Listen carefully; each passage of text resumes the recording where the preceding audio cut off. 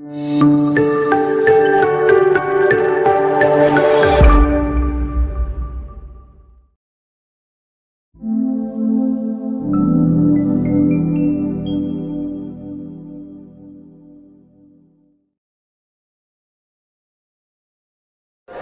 mau tanya tentang ruqyah.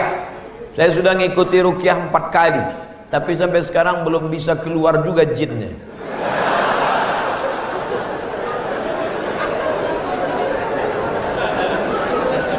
Nanti pergi ke Pekanbaru, mana tahu hari libur, di belakang Hotel Premier ada Masjid Al-Falah.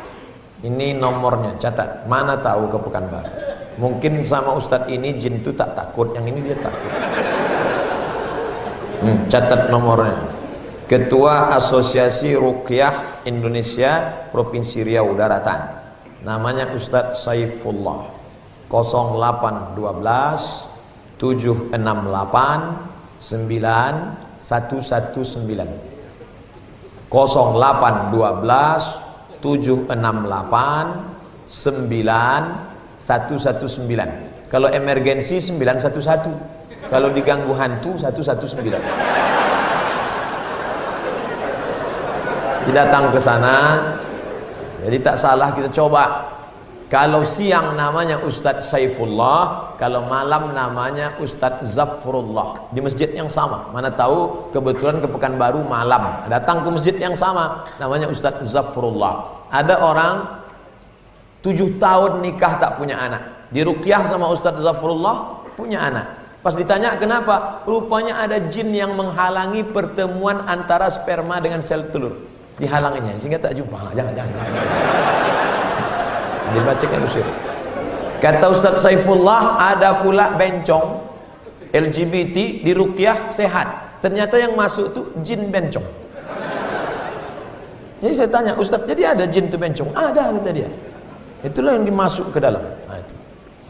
Ustadz, udah di ruqyah 2-3 kali tetap juga sakit. Berarti tidak. Pemarah. Laki saya ini pemarah, Ustadz. Sudah di ruqyah 5 kali tak juga hilang marahnya. Berarti tak salah jin. Memang dia pengamuk. Makanya kadang kita kasihan juga sama jin nih. Sikit-sikit salah dia. Sikit-sikit salah dia. Aku tak selamanya salah, kata jin. Ustaz, ayat yang dibacanya kan ayat kursi.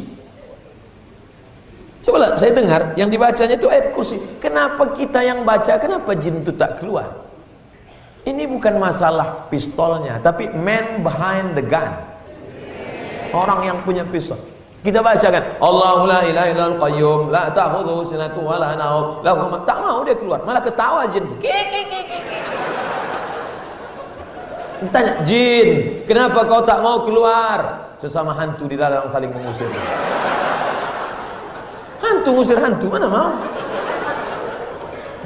Yang membaca itu ulahnya 11-12 macam hantu. Saya ingin bertanya, Ustadz, bagaimana Islam memandang seorang yang mengagumi, mencintai pasangan orang lain?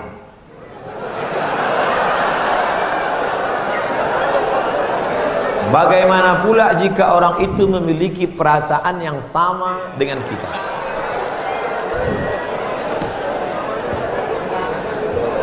Hidup ini ada pilihan, ada keterpaksaan.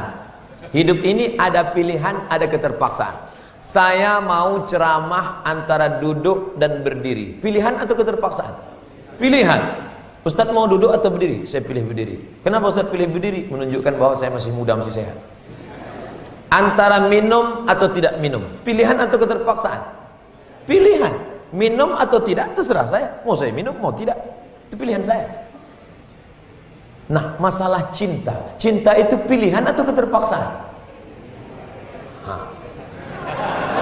Cinta tidak pilihan. Cinta adalah keterpaksaan. Oleh sebab itu maka kadang kita tengok orang ganteng bininya buruk. Kenapa? Terpaksa. Cinta tak bisa memilih. Ketika dia rasional, dia tidak cinta. Maka ketika kita senang dengan orang, kadang kita pun tak tahu alasannya. Kenapa kita tiba-tiba senang dengan orang? Nah, cinta tidak bisa memilih. Ketika kita suka dengan orang, Apakah kita berdosa? Tidak. Karena rasa itu ada tumbuh di dalam. Suka tidak berdosa. Ketika dia berubah menjadi action, baru berdosa. Suka kita dengan orang, tak dosa. Tapi ketika kita dekati, minta nomor HP-nya, baru dosa. Lalu cinta itu apa? Cinta kepada anak gadis orang belum menikah, kita bisa nikahi dia. Yang jadi masalah bagaimana kalau cinta sama bini orang? Oleh sebab itu maka rasa itu mesti dibuang, karena dia adalah bagian dari ujian. Ujian. Jangan dipeturutkan. Dipeturutkan, didekati, apalagi sekantor, witing trisno jalaran suko kulino. Kita tumbuh hanya sering kena. Berawal dari 6. Pertama, nazratun, pandangan. Setelah lama memandang, fabtisamun, senyum. Setelah senyum, fasalamun, selamat pagi, good morning. Setelah salam, fakalamun, kerja di mana? Di BP, sekantor ya.